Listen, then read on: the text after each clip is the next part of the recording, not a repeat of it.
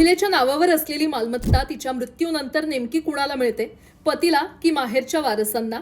याबाबत उच्च न्यायालयानं एक अत्यंत महत्त्वाचा आणि स्पष्ट निर्णय दिलेला आहे. आंध्र प्रदेश उच्च न्यायालयानं एक महत्त्वपूर्ण निर्णय दिलाय. जर एखाद्या हिंदू महिलेला तिच्या आई वडिलांकडून वारसा हक्कानं मालमत्ता मिळाली असेल आणि तिचा मृत्यू अपत्यांशिवाय झाला असेल, तसंच तिनं कोणतंही इच्छापत्र केलेलं नसेल, तर त्या मालमत्तेवर तिच्या पतीचा किंवा सासरच्या मंडळींचा कोणताही कायदेशीर हक्क राहत नाही.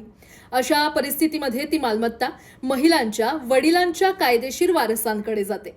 न्यायमूर्ती तारलाडा राजशेखर राव यांनी स्पष्ट केलेलं आहे की हिंदू उत्तराधिकार अधिनियम 1956च्या कलम 15(2) अनुसार आई वडिलांकडून मिळालेली मालमत्ता अपत्य नसल्यास महिलेच्या मृत्यूनंतर तिच्या वडिलांच्या वारसांकडेच जाते, पतीकडे नाही.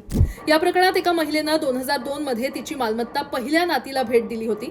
मात्र त्या नातीचा 2005 मध्ये अपत्यांशिवाय मृत्यू झाला.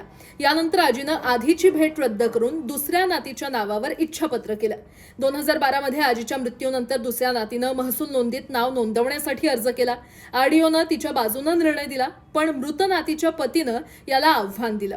यानंतर जॉईंट कलेक्टरनं आरडीओचा निर्णय बदलत सांगितलं की सुरुवातीची गिफ्ट डीड रद्द करणं कायदेशीरदृष्ट्या वैध नव्हतं. दरम्यान अलाहाबाद उच्च न्यायालयानं आणखी एका प्रकरणात महत्त्वाचं निरीक्षण केलेलं आहे.